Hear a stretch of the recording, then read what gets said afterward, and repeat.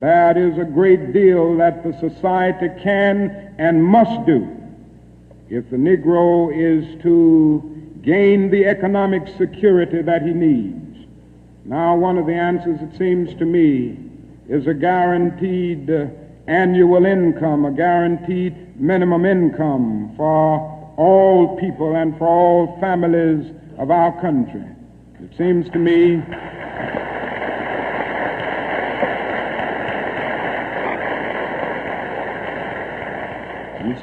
that the civil rights movement must now begin to organize for the guaranteed annual income, begin to organize people all over our country and mobilize forces so that we can bring to the attention of our nation this need and this something which I believe will go a long, long way toward dealing with the Negro's economic problem and the economic problem which many other poor people confront in our nation. Hey, everybody. Clap for him. So thanks for joining us. I hope you got some coffee and a snack, and I'm going to have a conversation here with my friends Saket and Ann. And I want to start just by saying a couple things about what we just watched. The year before that speech, 51 years ago to this month, almost to the day, there were some folks in Oakland who put together this document called the 10-Point Platform. I think you know them as the Black Panther Party. Mm-hmm. And I believe point number 2 in that 10-point platform is we demand a guaranteed job or a guaranteed income.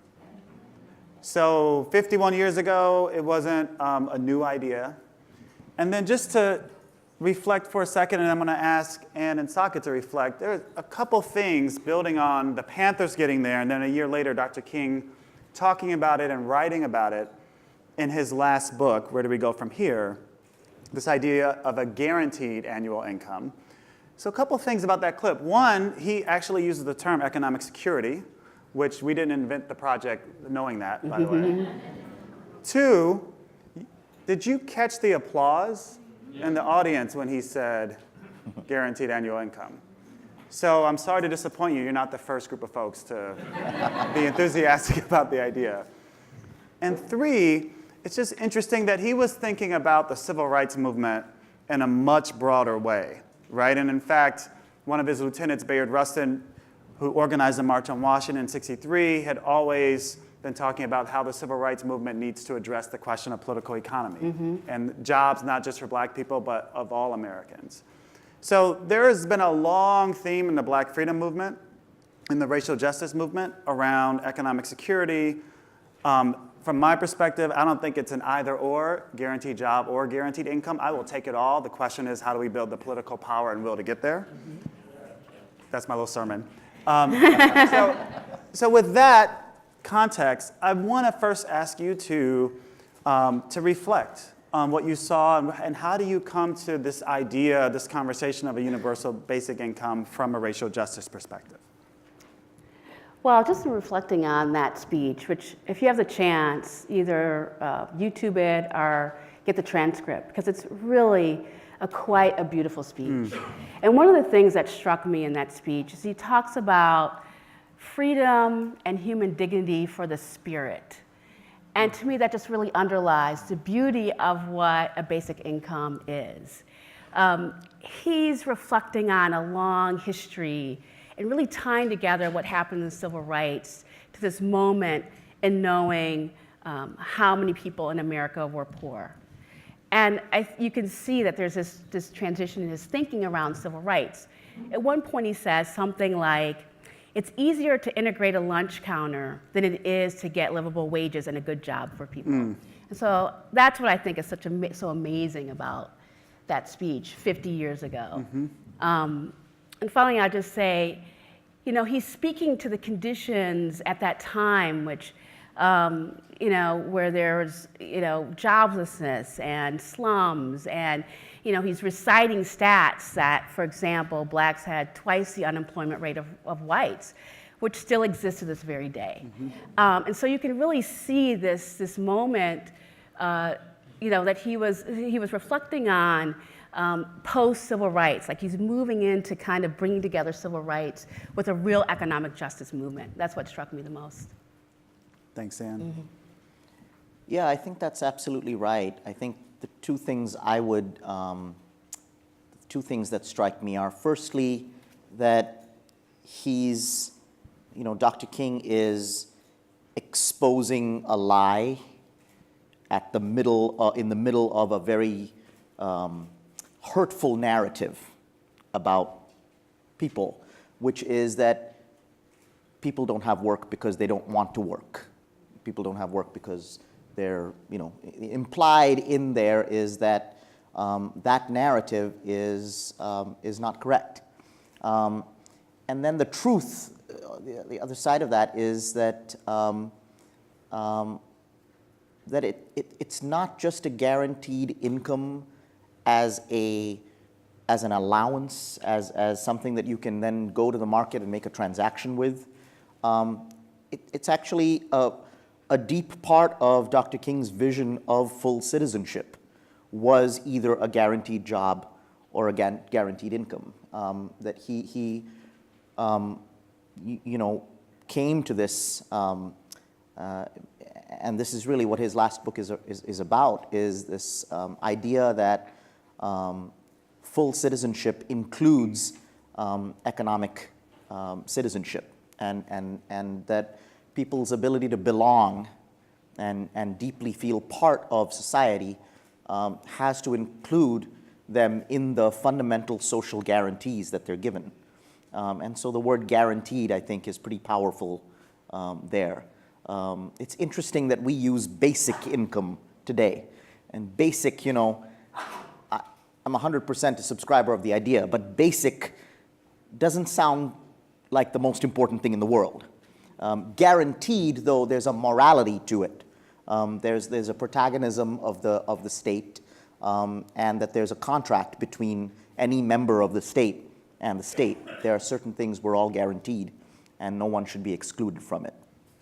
So I want to ask you to use the language of guarantee. Mm-hmm. And I want to ask you both. Saket, you organize in New Orleans with workers of color and immigrant workers with a racial justice frame very explicitly. And you have done a lot of work on the racial wealth gap. And so in our worlds, we are in the midst of this debate about a guaranteed job or a guaranteed income. And so I want to know from your perspectives and with a racial justice lens very explicitly, which one are you for? Well, I've actually written about this because I do believe there's a false tension between these policies because they do very different things. I've been advocating for a guaranteed job for a few years now because I think it can solve a particular problem, and that is chronic unemployment, those folks who have been locked out of the job market, which other policies just don't do. And I think it's so critical in thinking about economic security for people who with criminal records or those who face discrimination. That's what a jobs guarantee can do. Mm-hmm. But in terms of thinking about a minimum income or guaranteed income, the idea that people have this freedom of spirit, right? Mm-hmm. This ability to make choices in a time when people's choices are very constrained. And the ability to be able to plan ahead and think about your family in that way just doesn't exist in the kind of economic policies we have mm-hmm. that exist today. And that's what makes it exciting. I actually also have thought about and put forward advanced babies bond along mm-hmm. with two economists who's been their idea for a number of years, because we have to think about what really is true economic well-being, which is wealth, which is the ability to weather any storm, to be able to pass down wealth from one generation to the next. And that also is a form of freedom. So I really am a person who thinks about really bold, transformative economic policies that can address racial inequities, and several policies can do that in different ways. Mm-hmm. I started my organizing in New Orleans after Hurricane Katrina. And one of the people I met in those years, who I still work deeply with, is a man named Alfred Marshall. When Katrina made landfall in Louisiana in 2005, he was 53. He'd worked all his life. He had union jobs, including a job as a union cook on a Mississippi riverboat. And when the floodwaters reached the third floor of his public housing unit, he rescued his neighbor, swam her to safety, swam to the Superdome, then went to Texas. 2 years later, when he came back, the city was still dark, and to his astonishment, all he saw for miles around were immigrant workers.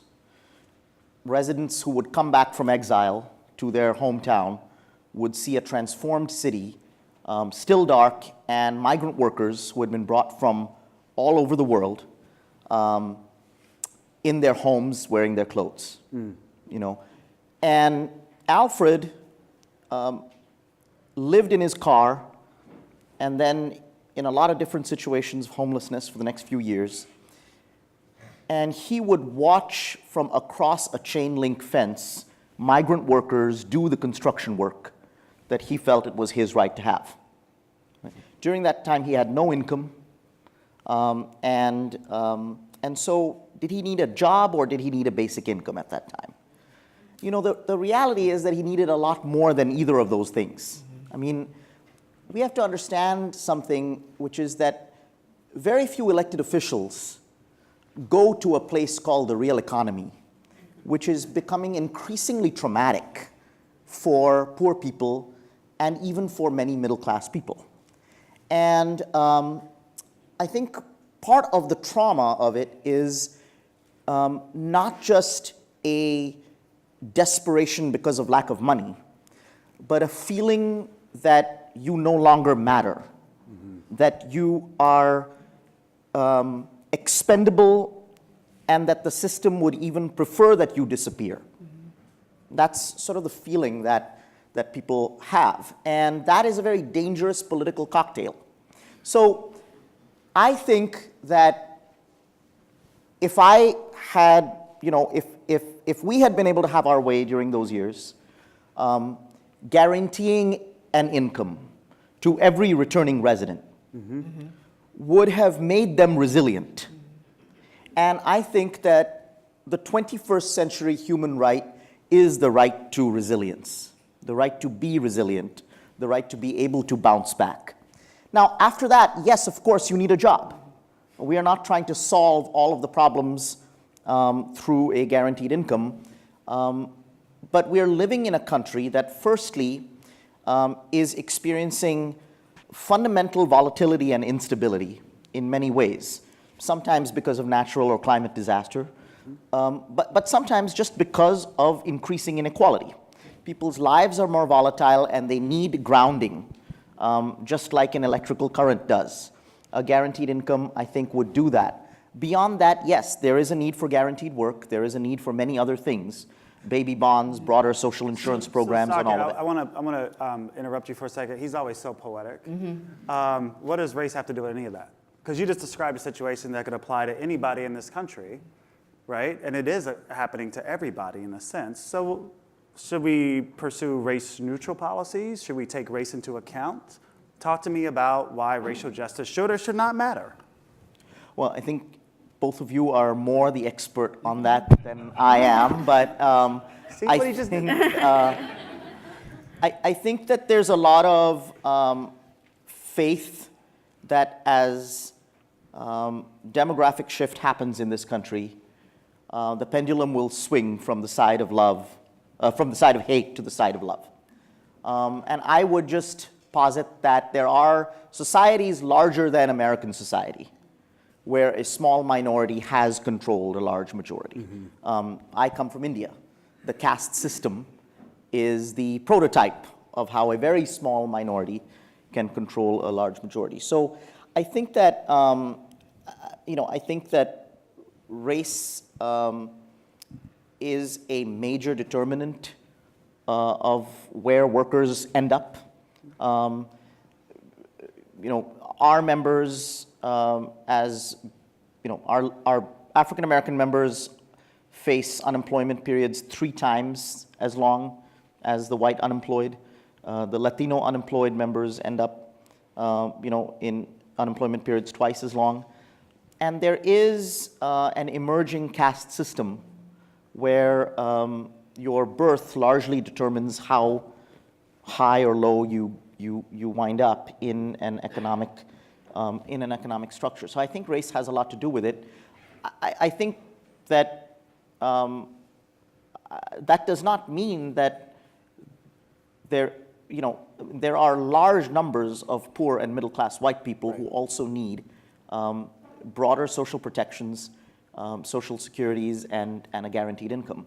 And I think it's important to have them in our movement and our narrative, but I just think that race is an important lens. I just love the response to my question, does race matter, is there's a racial caste system in this country.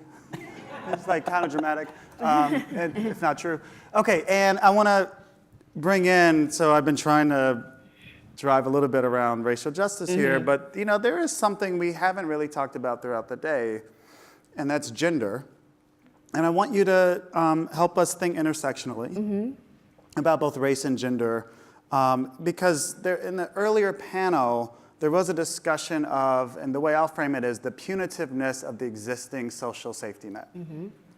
And the motivations for that punitiveness. So it reminds me of the Francis Fox Piven book, Regulating the Poor. If you haven't read it, you should read it, or you should reread it, right? Because we're, part of the pushback from us UBI advocates is, oh, you're going to destroy the safety net, as if it's like amazing. Okay. So help us understand, right, how race and gender affect the current miserly and inadequate safety net, and what this discussion around basic guaranteed income could inject into the current discussion. Well, I think it's really important to know the legacy of a basic income. And, we just heard something from MLK, and we know about Nixon and so forth. But we know less about the women behind this movement and what a driver they were in thinking about a basic income. And these were largely Black women who came off of plantations in the South and moved north, and really were left with very little to live on. Some of them left because they were in a sharecropping system, and of course, when they didn't work, and a lot of them did piecework, like they were ironing or they worked as domestics, they couldn't live, right? And so they really launched this amazing movement in the National Welfare Rights Organization that was led at its peak with about 100,000 people, women, mostly Black women, but also white women. And what they were really saying is that we don't want these rules and regulations. I mean, we want control over our lives. We believe that a minimum income is a right. And I think the critical thing that they really advocated for that gets missed is that we want this without tying it to work. And that is just so critical when we think about how our poverty-related policies and programs have been developed and how they've absolutely been focused on work. And they were saying early on, this can't be tied to work. And we need to have something that allows us to take care of our loved ones. So they injected this issue of caretaking, I think, first and foremost. And were really, they were moving and pushing this and wanted to actually push this to the Supreme Court. They are actually really instrumental in pushing Martin Luther King, who didn't really think about welfare rights. In fact, a lot of middle-class Blacks at the time were kind of ashamed, didn't really want to be involved and be kind of attached to welfare because it was so deeply stigmatized. And you had, one of its leaders, literally sitting down with MLK, putting her grandkid on his lap and said, "You're going to listen to me. And because you don't know anything about our struggle." Now, Martin Luther King was not one to take criticism from women too well, but he said, "Okay, I want to hear you," right? So even behind this, we don't know that behind this there were women that were pushing this issue and not tying it to work, thinking about caregiving, thinking about their dignity, and it was really about dignity. The one thing when you think about the sordid history of our welfare system, and the reason why I think that UBI is so steeped in racial justice is because our social welfare system is so steeped in race, period. We cannot get around that. We can't dance around it. We can't sit there and talk about, other people over here, because other people don't define how our policies get developed like Black folk. And this is not just everyone. There's an anti-Black sentiment. And what does that look like? It looked like, even here in California, a law that was put forward to sterilize women. It was women who had to have lie detector tests to see, are these your kids, and paternity tests. And the list goes on for very dehumanizing aspects of social welfare that today exists in a very criminalization of poverty, right? It's become much more punitive. And what do we know as the famous metaphor of this whole entire movement to dehumanize? The welfare queen. Mm-hmm. And all of that goes back to slavery.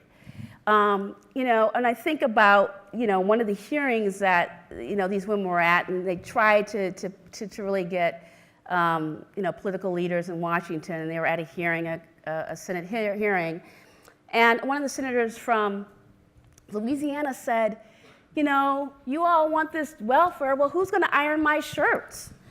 And it was this relationship that particularly Black women who had always worked were only supposed to be doing a certain kind of thing. And this welfare provided a level of freedom, in a sense, even though it didn't, away from this kind of a plantation system, right? So, I feel that that UBI could possibly be a way that we talk about the truth and reconciliation in this country. It could be the way and the means if we have the courage to do it. Say more about this, because there's clearly some enthusiasm in the audience. Well, I'll tell you, one thing that really struck me in this speech, and I'm going to keep going back to it because it's chock full of good stuff, is that MLK says, in 1863, we had something like a UBI, and it was really called free land to whites in the West, right? And this was supposed to be an economic floor that could be used for immigrants that were coming from Europe to seed their lives, their stability and their futures and their children's futures. And it was seen as an economic floor. And I think it's so important to understand at the same time, this is right at this, almost the same year as emancipation. And we know what happened to Blacks. There was never their 40 acres and a mule. We've never come to grips with all of this. We've never come to terms with this. And I'll tell you, as much as there's a lot of discussion about white anguish, there's anguish. There are people hurting all over this country, regardless of race, who are suffering from disinvestment in their communities, from jobs that don't have regular schedules, and all the same things that we know. But the reality is that poverty and almost all economic policies are shaped by this narrative around deservedness and worth, and it's all tied back to Black people, particularly Black women. We just did some research right after the election and looking at how people think about economic security. And I was so thrilled because I said, this is it. We can really talk about dignity and what does it mean to have peace of mind. And I was so excited about the results. And we got none of what we thought, right? This was August, right before the presidential election.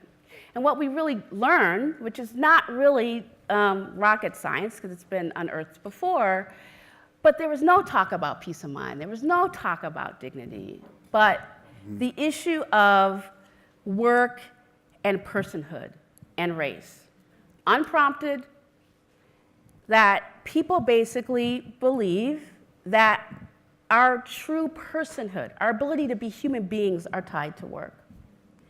But only some of us have this relationship to work. Others have a tenuous relationship to work. They're lazy, they're criminals, those are Black people. And why is this so important?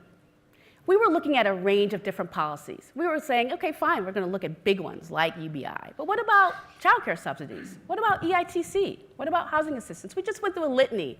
Those that we thought were like more benign. It didn't matter what the policy was. And what we learned from that was it didn't matter even what the political ideology or the political affiliation was. After you start talking to someone, what do you think about child care subsidies? Oh, they're great for children, and children are wonderful, and we need them. They're our future, and some people don't really care about their kids, and they're really bad parents. Black people are criminals. And I'm like, some of that's a little exaggerated, but that's really, as the conversations ensued, somehow it got there, right? And what we found is it didn't matter. These were liberals. These were Democrats. These were also conservatives and independents. So this is a widely held view. And that's why I think us being so fixated on political ideology is not important for this discussion. So, yeah, okay. So I'm going to call this, he's going to get mad at me, the Ta-Nehisi Coates coma. Because the analysis is always like, wow, searing and right on. But then it leaves me depressed and without agency to do something. So it's like the Ta-Nehisi Coates coma. So, Saket, you're the organizer here, so give us a little hope. All right, so we know there's this distinction, no pressure. We know there's this distinction between deserving and undeservingness, and that's over 100 years old. We know there are racial divisions, and Anne just really laid them all out on the table. So what do we do? What is to be done? Where do we go from here? Haha, like that? Just come back to Dr. King.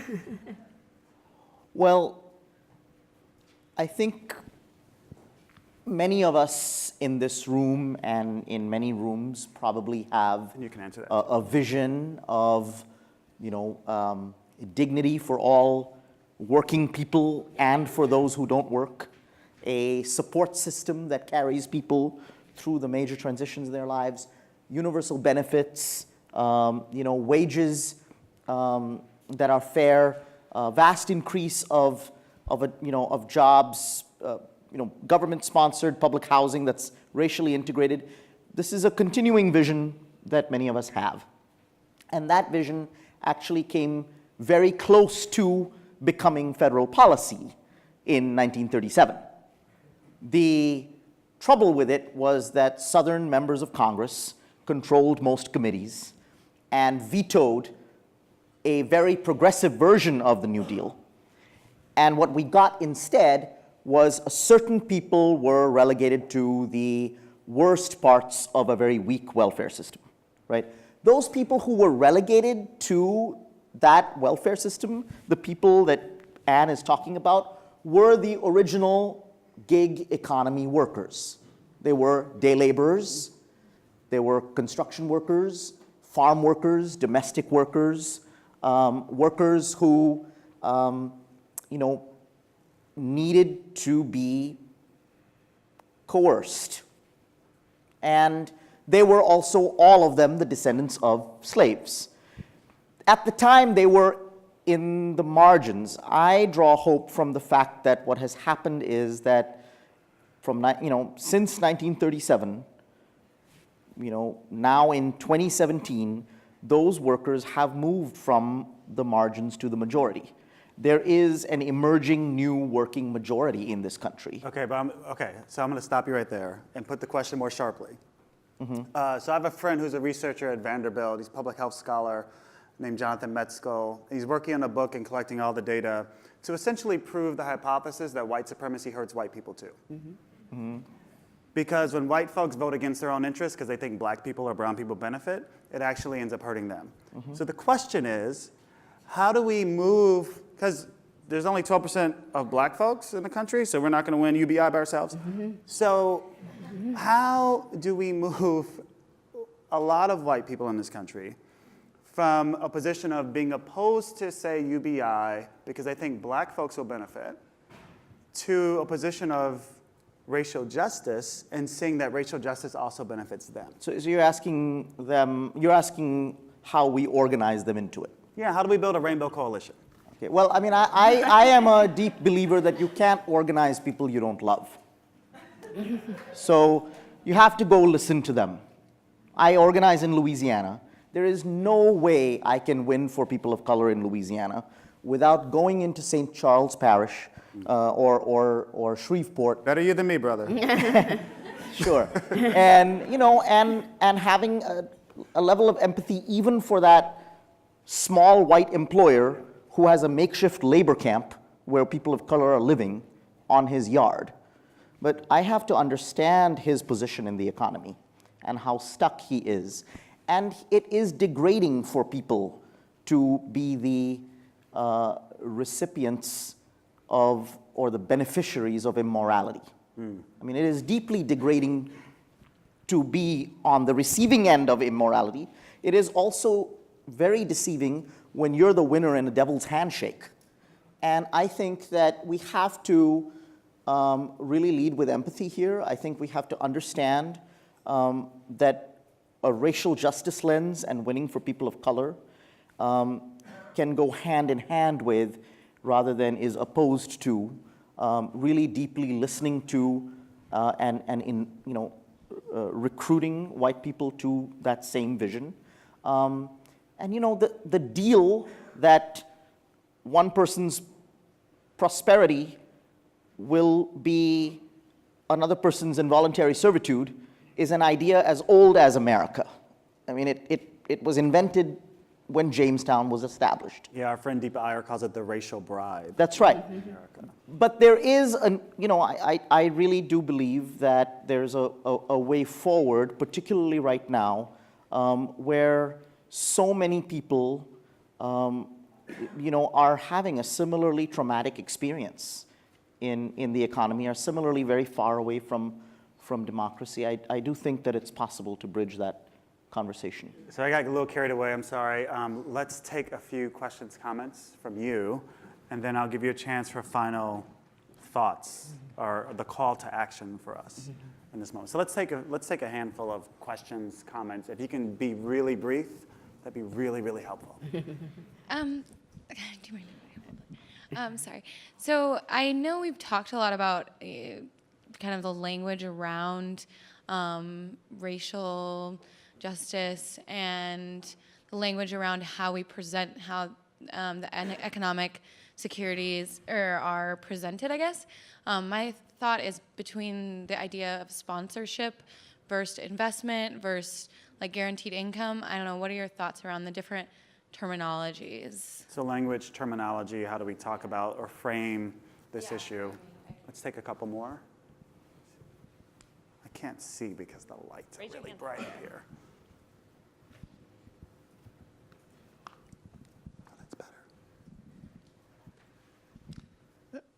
Are there any examples in U.S. or world history where a majority, like the white majority or the upper caste people, have ever been convinced? All right. That's a good question for Dorian. Yeah. I see you. We do one more? I have a question. I'm curious, having talked about all of these historical examples and the racial justice aspect of sort of redistribution, how you guys have felt over the last couple of years watching the tech industry kind of co-opt the idea of basic income as sort of something it invented as a solution to the robotics problem that it created. Yeah. I don't know if that was a clear question. Okay, so we have 3 questions at the table. They're all really tiny.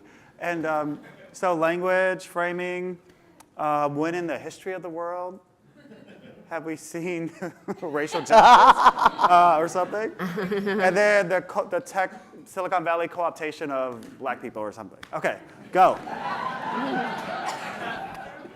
I think of the name, I think, you know, when you think about how people thought about basic income, it's really about a goal. So I'm a really, you know, I don't I think that there still has to be some thought behind it, but like a minimal versus guaranteed versus universal all denotes very kind of different end goals. So, I mean, I think, you know, it's a matter of thinking what problem we're trying to solve, right? Is it something that we're really saying this is about extreme poverty? Is this really about automation? And I think that that would lend itself to different names. I haven't landed on anything outside of just calling it universal basic income for the moment. But I think that will all matter in terms of what narrative comes out and, you know, how that evolves over time. You know, the question about language is a really interesting one. I think there's really a need for a new narrative in our country that ties us together. You know, Bruce Springsteen has this song called The Ties That Bind. And it's really, you know, the best shot that any modern poet has taken at coming up with a song about the new social contract. But there isn't a lyric in that song about we should have a new social contract, you know, because that is not a song. Okay, so I think the problem is that, you know, people love poetry, but we do our organizing in prose. So if I went to somebody and I said, here's hello, you know, white, black, or Asian, or Latino, or Native American person, here is a totally boring, extremely esoteric, and unwinnable idea that involves taking money that could come to you and giving it to a person you don't trust and don't know. You know, that is basically the rap that we are composing around basic income. That is not going to work, right? And Bruce Springsteen is not going to sing about that, okay? So what we have to do is reverse engineer a narrative from a very different from a very different vision of ties that bind us. And I think that in the future, you know, in the 20th century, we basically, all value was based on full-time industrial work that was largely performed by a segment of society, right? In the future, the ties that bind us will be based on a different set of values, necessarily so. They will be based on values of economic security, of climate resilience, and importantly, social trust. And trust building is a very important common project that we need to undertake. You know, when I talk to immigrants, I don't say, let's come with me and we will go forth and amend the 1996 Immigration Reform Act. You know, that's not a conversation starter. It is true, but it doesn't make it beautiful. You know, so I think we need a narrative that really is about ties that bind. We need to think about the songs that people could sing about our idea, and it probably would not include the words basic or income in any order. But that doesn't mean the idea wouldn't fundamentally be deeply embedded, you know, in there. So I know we're just getting started, but we're out of time. So if you have 10 seconds of a final thought, and I'll give you 10 seconds to think of it, just to say in answer to a few of the questions, which are really, really good questions. I did not mean to make light of your questions, because they're actually very deep and profound, and there's no way we can solve 250 years of a similar problem in 30 minutes. So I think we've highlighted some aspects of it, right? And so in terms of the problem we're trying to solve, and frankly, I don't care as much as how people came to the idea, even if they're 50 years late, then how do we build a movement to win it? That's what I care about. Natalie reminds me, her partner says a lot that power eats logic for breakfast. You can make the most rational, data-packed argument, but if you don't have power to actually win anything, then we're really just talking to ourselves. We're going to have a good time, but we're not going to actually change the world and win. So in 10 seconds, what's the call to action?